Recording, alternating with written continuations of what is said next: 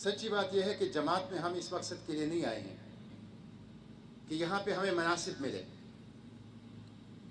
حدیث کی کتابوں میں واقع آتا ہے کہ اللہ کے پیغمبر صلی اللہ علیہ وسلم کے ساتھ ایک اعرابی اسلام لے آیا اور قافلے میں شامل ہو گیا، اور اللہ کے پیغمبر صلی اللہ علیہ وسلم سے فرمایا کہ میں آپ کے ساتھ ہجرت بھی کروں گا اور اس کام میں آپ کا ساتھ بھی دوں گا۔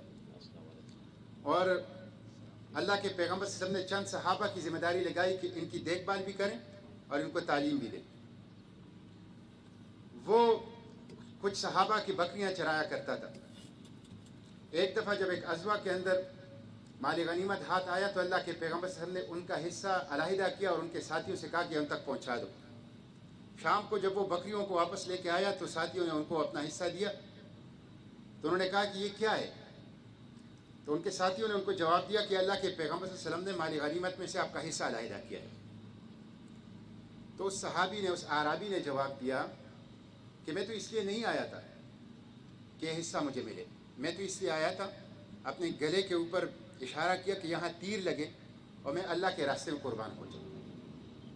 ساتھیوں نے کہا کہ اگر آپ سچے ہیں تو اللہ تعالیٰ آپ کی اس خواہش کو بھی پورا کرے گا۔ پھر ایک غزوے میں وہ اللہ کے پیغمبر صلی اللہ علیہ وسلم کے ساتھ تھے، وہ شہید ہوئے۔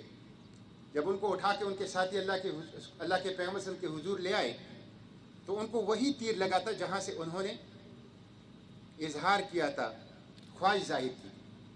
اللہ کے پیغمبر سے فرمایا کہ یہ وہی ہے؟ صحابہ نے کہا کہ ہاں یہ وہی ہے۔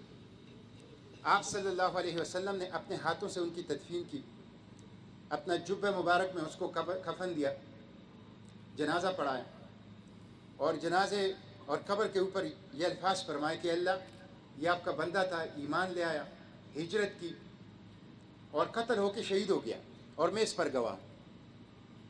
اللہ کے پیغمبر صلی اللہ علیہ وسلم اپنا جبہ مبارک میں کفن دے، اپنے ہاتھوں سے قبر میں اتارے، اور اللہ کے پیغمبر صلی اللہ علیہ وسلم گواہی دے، اس سے بڑا رتبہ اور کیا ہوگا؟ سچی بات یہ ہے کہ ہم سب کی یہی خواہش ہے کہ اللہ تعالیٰ ہمیں قبول کرے، ہمارے اوقات کو قبول کریں، ہماری صلاحیتوں کو قبول کریں، ہماری حیثیت اگر کوئی ہے تو اس کو قبول کریں۔ اس لیے اخلاص بہت بڑی چیز ہے، اور علماء تو فرماتے ہیں کہ